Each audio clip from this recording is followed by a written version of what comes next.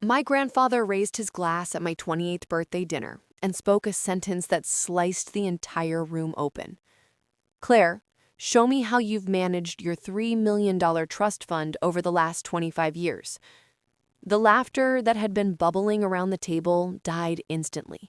Forks hovered mid-air. Even the candles seemed to pause. My heart slammed against my ribs as I murmured, "I never received one." Grandpa's smile dimmed. His lawyer stepped forward and dropped a heavy stack of financial statements onto the table with a thud that felt like a verdict. And in that split second, before anyone could even inhale, I realized someone at that table shouldn't have been afraid, but they were. My name is Claire Monroe, and for most of my life, I believed that staying quiet kept the peace. Quiet daughters don't cause problems. Quiet daughters don't disrupt the illusion. And in my family, illusion was everything. Perfect house, perfect smiles, perfect lies layered neatly beneath polished surfaces. I lived in a small apartment in Seattle with my roommate Jade, who always smelled faintly of cinnamon and coffee from the cafe where she worked. She was the only person who saw me hunched over my laptop past midnight, scrambling through freelance UX projects just to make rent, juggling contract work that disappeared as fast as it arrived. She teased that I lived off caffeine and stubbornness, but she also understood the truth. I had no safety net. My parents, Elaine and Daniel, lived across the lake in Bellevue, inside a house that looked like it had been assembled for a magazine shoot. Immaculate lawn, spotless windows, seasonal decor arranged like it had been curated by a stylist. Inside lived a mother obsessed with order and perception, a father who floated silently through life to avoid confrontation, and my sister Lily, who glided through the world cushioned by their affection and their savings. Growing up, Lily was the one who got the private school experience, the paid-off apartment, the tutoring, the trips. I was told independence would build character. When I needed help for something as small as signing a lease because I lacked a credit history, my mother replied, "We can't rescue you every time, Claire. Every time," even though she had never helped in the first place. Still, I kept attending family gatherings, holidays, birthdays, trying to hold on to whatever pieces still felt real. Those pieces were mostly made of my grandfather, Arthur. Gentle voice, warm hands, patience like a blanket. When I was 6, he walked me along the shoreline near his house and told me, "One day, I'll make sure you're safe, no matter what life throws at you." I didn't understand then that he meant it, literally.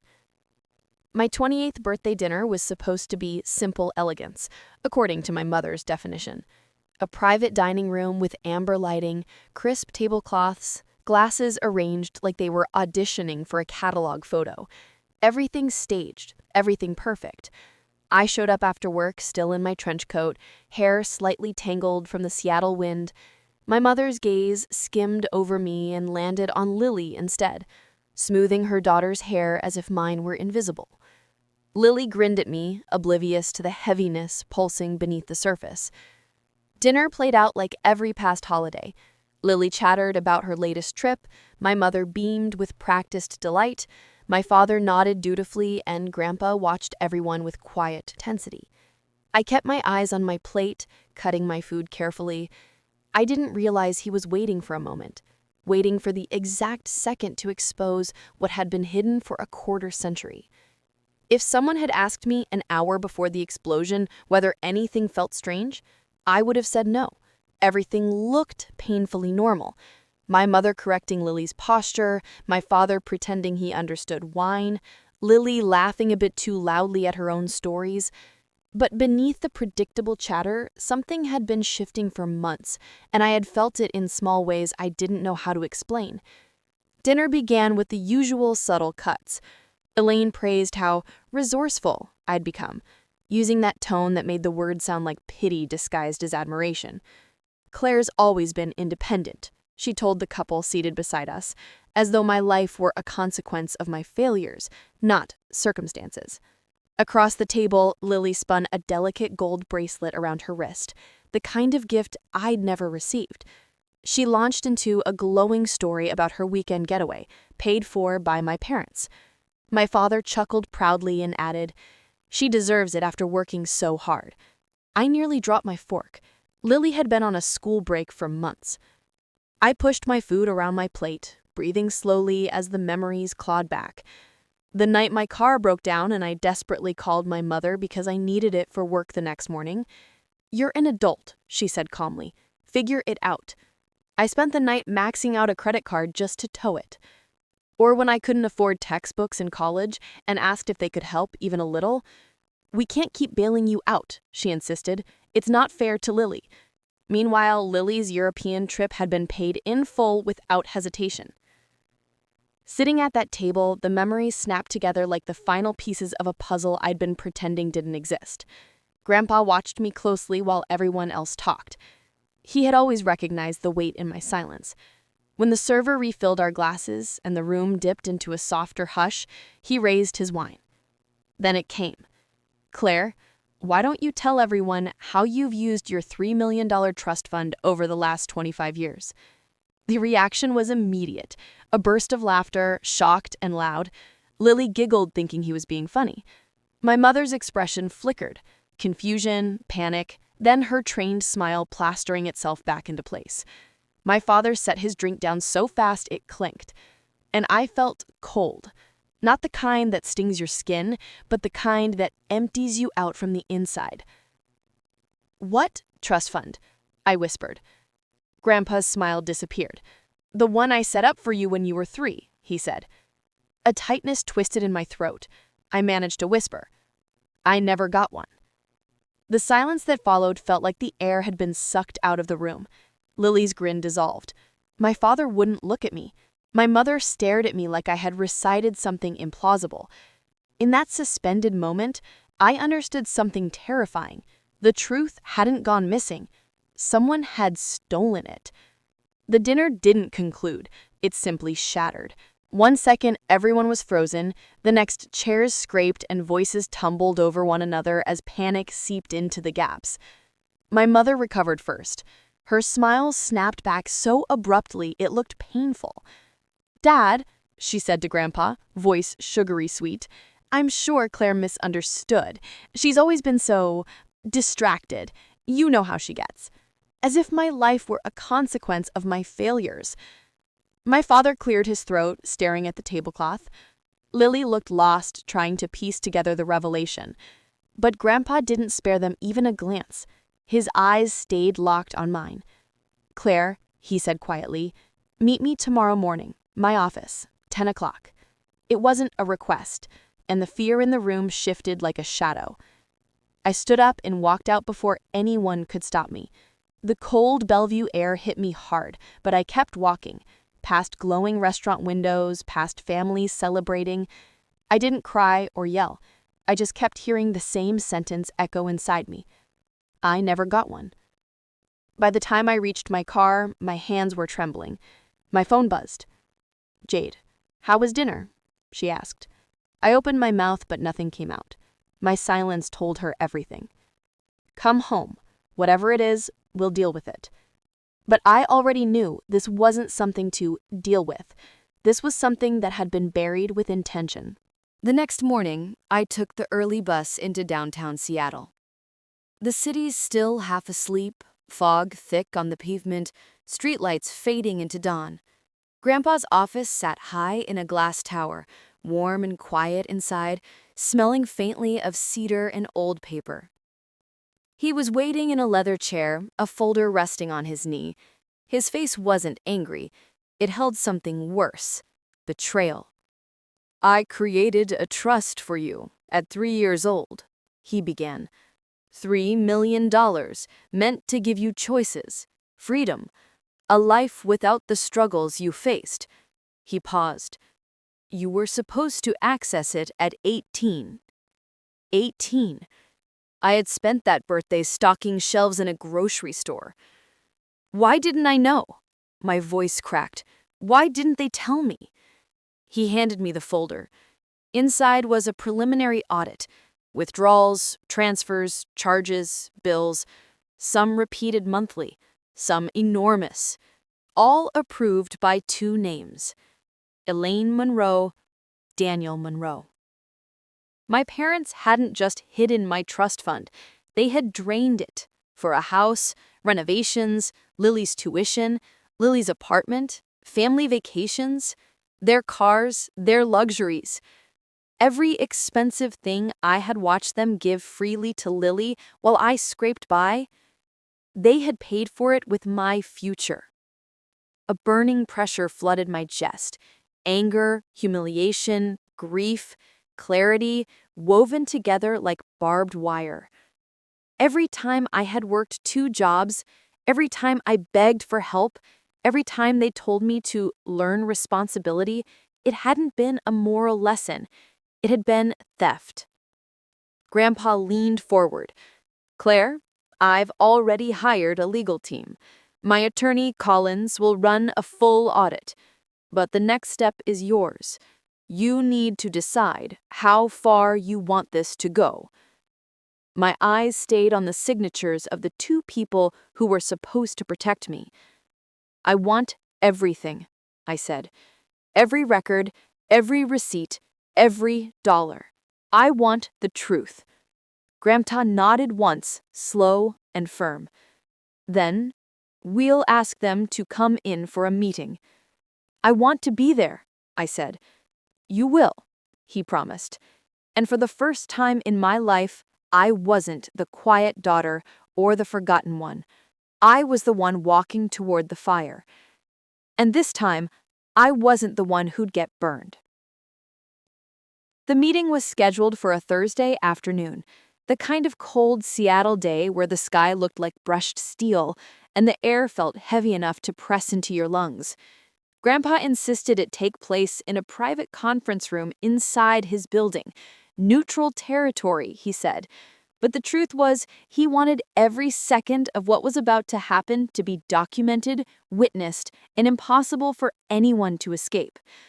I arrived early. My palms were sweating despite the chill, but my steps were steady. Jade had hugged me before I left the apartment, telling me I looked like someone stepping into a courtroom and a rebirth at the same time. I wasn't sure what that meant until I saw my reflection in the elevator glass. My posture was straight, my face was calm, and my eyes held something I'd never seen in myself before: resolve. When the elevator doors opened, Colin stood waiting. Grandpa's lawyer looked exactly as he had the first time I met him. Tidy gray hair, tailored suit, and a stack of documents cradled under one arm like a quiet threat. He nodded, as if he had already evaluated my emotional state and deemed it stable enough for what was ahead. "They're on their way," he said. I didn't ask who they meant. We both knew. Inside the conference room, Grandpa sat at the head of a long wooden table. His face was unreadable, but the tension in his jaw told me he'd barely slept. When he saw me, his expression softened just a fraction, but it was enough. He reached for my hand, squeezed at once, then released. "You're not alone today." The door swung open. My parents entered first. Elaine walked quickly, shoulders stiff, face arranged in that familiar mask she used whenever she needed to appear blameless. Daniel followed quieter, eyes darting around the room as if looking for an exit. Lily came behind them, clutching her purse, her expression a confusing blend of worry and disbelief. She had been told there was a family issue that needed clarifying. No one had told her she was part of the issue. Elaine began sharply. "I don't know what this is about, but dragging us into some formal—" Grandpa held up a hand. "Sit." It wasn't loud. It didn't have to be. They sat. Collins closed the door behind them, walked to the center of the room, and placed a thick stack of statements onto the table. The sound, a deep, unforgiving thud, seemed to echo off the walls. Lily flinched. My father swallowed hard. Elaine's eyes widened. "Those are your signatures," Collins finished. "Over 25 years' worth of withdrawals, transfers, and payments drawn from the trust fund intended solely for Claire Monroe." The room went silent. Then Collins began reading. Year 1, mortgage payments. Year 2, home repairs, kitchen remodel. He flipped a page. Tuition payments. Not for Claire. Car expenses, travel expenses, credit card balances, apartment rent for Lily Monroe. With every word, something inside me unfurled. It wasn't joy. It wasn't even anger anymore. It was clarity. The kind of clarity you only get when you finally see a picture in full light instead of the shadows you'd been shown. My mother's face drained of color. This is being taken out of context. Collins didn't blink. The context is financial abuse of a beneficiary. The audit is complete. I stared at her, at the woman who had spent my entire childhood telling people I was too sensitive. She wasn't speaking to me. She was fighting for her image. My father finally spoke, voice thin. We used the money for the family. It wasn't personal. My laugh came out before I could stop it. Not personal? My hands trembled, but my voice stayed low, controlled. When my car broke down and I begged you for help, that wasn't personal? When I nearly dropped out because I couldn't afford textbooks, was that your idea of family? He flinched like I slapped him. Elaine drew in a breath, chin lifting. Claire, we always intended to put the money back when... I snapped. When I turned 40, 50, or never. Grandpa leaned forward, his gaze sharp. You stole from a child. Her throat bobbed. Dad, we had bills. We all have bills, but not everyone steals from their own daughter to pay them. Lily finally spoke. Mom, Dad, you used her money for my apartment, for my school? Her voice cracked. Sweetheart, Elaine said shakingly, we wanted you to have every opportunity. And I didn't, I whispered. Elaine turned to me, eyes brimming with a panic that wasn't remorse. Claire, you've always been so independent. You never asked for much. I leaned in. I didn't ask because you told me I couldn't, because every time I came to you, you made me feel like needing anything was a burden. The silence that followed wasn't empty. It was full of all the things they couldn't deny anymore. Grandpa tapped the table once firmly. I am revoking your financial authority effective immediately. Elaine jolted. You can't do that. I can, he said coldly, and I have. Daniel sagged into his chair like the weight of 25 years had finally landed on him. Lily stared at the table, hands covering her mouth. Colin slid another set of documents toward me. This, he said, transfers full control of the remaining trust assets to you. Your parents' access is terminated permanently. Elaine's breath hitched. Daniel closed his eyes. Lily whispered, Oh my God. My hand hovered over the pen. For a moment, I wasn't signing a document. I was signing a truth. I pressed my name onto the page. Elaine's chair scraped violently as she stood. Claire, please, this will ruin us. I looked up at her, finally seeing her clearly. Then maybe you shouldn't have built your life on money that wasn't yours. Her mouth opened, then closed again. Her legs shook. Daniel reached out to steady her, but his hand trembled too. They nearly collapsed. And for the first time, I didn't feel guilty. For the first time, I wasn't the quiet daughter holding the family together. I was the one tearing down the lie they built. Though when the meeting ended, the room felt hollow, like every lie had been scraped off the walls and left nowhere to hide. My parents walked out first, my mother trembling, my father guiding her with a hand that barely held steady. Lily lingered, staring at me with a mixture of guilt and something that almost looked like apology. She opened her mouth, closed it again, then finally whispered, I didn't know, Claire. I nodded. It wasn't forgiveness, but it wasn't anger either. It was a beginning. Over the next few weeks, everything shifted. Colin finalized the legal transfers. The remaining trust assets were secured in my name. My parents were notified of potential civil consequences if they attempted to interfere or conceal additional misuse. For the first time in their lives, they faced the weight of their choices without a shield. Grandpa visited me in my new condo. A modest place in Seattle, but mine in a way no space had ever been. He walked slowly through the rooms, touching the walls, smiling in small, quiet approval. You deserve this. You deserved it all along. I didn't tell him I cried the first night I slept there. Half grief, half relief. Grief for the family I never really had. Relief for the life I finally could build. I spent more time at the park by the water, letting the winter air clear what was left of the ache. I wasn't healed, not yet, but I wasn't drowning anymore. For the first time, the silence around me didn't feel like something stolen. It felt like something I owned. In the weeks that followed, I kept thinking about something Grandpa once told me when I was little, how safety wasn't just about being protected, but about knowing who stood beside you when the truth finally surfaced. I understand it now. Family isn't defined by blood or last names. It's defined by honesty, by accountability, by the people who don't vanish when the truth is inconvenient. I don't hate my parents. I don't think I ever will.